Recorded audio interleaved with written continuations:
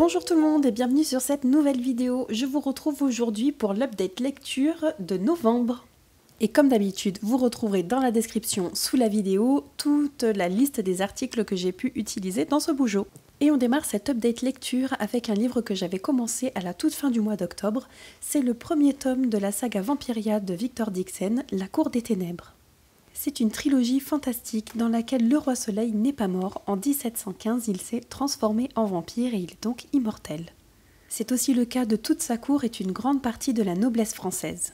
Et nous, on va suivre Jeanne, une jeune femme du peuple qui, par un concours désastreux de circonstances, va se retrouver à se faire passer pour une noble et va évoluer au sein de l'élite de la société française jusqu'à se retrouver au plus près du roi.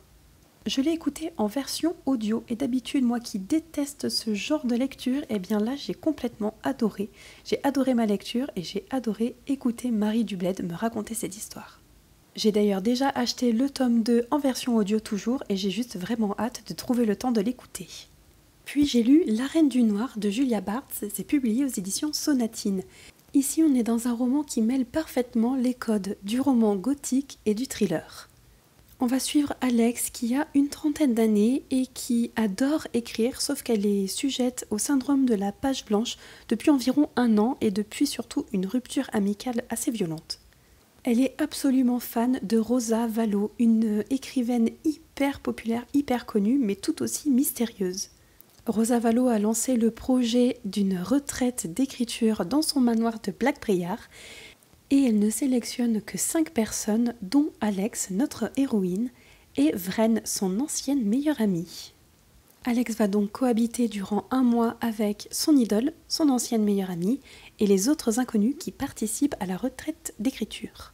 Ce roman, ça a été pour moi un véritable coup de cœur. J'ai adoré les différentes histoires qu'on retrouve dans ce récit. Évidemment, on a la trame principale où l'on suit Alex durant sa retraite d'écriture et tout ce qui va se passer durant cette retraite dans ce manoir.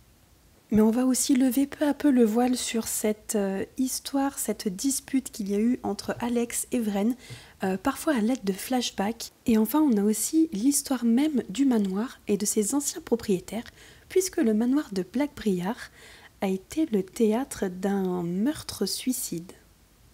Ce mystère n'a jamais été résolu puisqu'on a très vite estimé que c'était Daphné, l'épouse, qui avait tué son mari et qui s'était elle-même immolée par le feu et suicidée. Et c'est cette histoire vraiment horrible qui va servir de base pour le nouveau roman d'Alex. La Reine du Noir, c'est un thriller dans lequel on ne sait pas à quel personnage se fier. Mais on y retrouve des personnages féminins extrêmement forts, dans une ambiance assez pesante, avec beaucoup de manipulation, et quand même pas mal d'érotisme et de sensualité, je dois vous l'avouer, puisqu'on tourne aussi autour des thèmes de la quête d'identité et de l'identité sexuelle. J'ai aussi lu Les Naufragés du Wager de David Grann, c'est publié aux éditions du Sous-Sol. C'est un roman historique basé sur des faits réels qui se sont déroulés au XVIIe siècle. On y retrace, vous l'aurez compris, le naufrage de ce bateau, le Wager, qui faisait partie d'une expédition de 5 navires, si je me souviens bien, qui est parti de Grande-Bretagne et qui se rendait au Pérou, je crois, qui a donc traversé entièrement l'océan Atlantique et qui a contourné le Cap Horn pour retrouver ensuite l'océan Pacifique. L'auteur a regroupé ici toutes les informations qu'il a pu retrouver sur cet événement. Et même si le registre choisi a été assez particulier et assez parfois compliqué à lire, j'ai vraiment apprécié cette lecture. De toute façon, vous le savez, dès que ça touche aux histoires de naufrage et de survie, j'adore. J'ai aussi lu Le Patient de Timothée Le Boucher, c'est publié aux éditions Glénat. On m'a parlé plusieurs fois de ce roman graphique et j'étais assez intriguée. Et je l'avais mis dans ma pile à lire pour le challenge qui était organisé par Perfect Flow à la fin du mois d'octobre. À ce moment-là, il n'était pas disponible à la médiathèque et je l'ai récupéré beaucoup plus tard. Je l'ai lu donc à la mi-novembre. Dans cette histoire, Pierre est le seul survivant du massacre de sa famille et il sort du coma après 6 ans. On va le suivre pendant sa rééducation, quand il va reprendre contrôle de son corps, mais aussi durant ses séances avec sa psychologue pour qu'il puisse se souvenir de ce qui s'est passé et enfin lever le voile sur ce mystère. Pour moi, l'intrigue de base était malheureusement assez faible puisque avant même de démarrer la lecture, J'avais déjà dans l'idée de ce qui s'était passé. Mais j'étais agréablement surprise par les différentes petites histoires qui étaient incorporées dans la trame narrative. Et ça, j'ai beaucoup apprécié. Je suis aussi tombée sous le charme des dessins et du coup de crayon de Timothée Le Boucher. Et pour terminer le mois de novembre, je me suis attaquée à un gros pavé, un cale-porte de 630 pages. C'est Malice, le premier tome du livre des Terres Bannies, qui est écrit par John Gwynne et qui est publié aux éditions Léa. C'est le premier tome d'une série de 4 livres et c'est une saga qui est inspirée des univers des temps médiévaux et des temps des Vikings. On va ici tout bonnement opposer le bien et le mal au travers de différents personnages, de différents points de vue. Et ces personnages-là sont éparpillés un petit peu partout sur les terres bannies, qui sont des terres qui ont été laissées au profit des humains à la suite d'une guerre qui a ravagé le monde des dieux.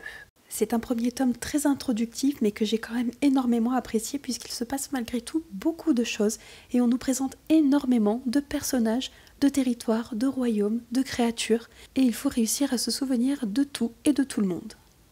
Et dans ce sens-là, ça m'a beaucoup fait penser à Game of Thrones, donc si c'est une série qui vous a plu, eh bien vous pouvez commencer à découvrir le livre des Terres Bannies, je pense que ça vous plaira aussi. Je fais un petit point rapide dans mes challenges lecture et vous pouvez constater que je n'ai lu qu'un seul livre qui rentrait dans ces grandes piles à lire, c'est Vampiria de Victor Dixon. J'espère que cette vidéo vous a plu, n'hésitez pas à me glisser un petit commentaire, à liker la vidéo, à vous abonner si ce n'est pas déjà fait. Et nous on se retrouve très bientôt pour une prochaine, je vous dis bye bye.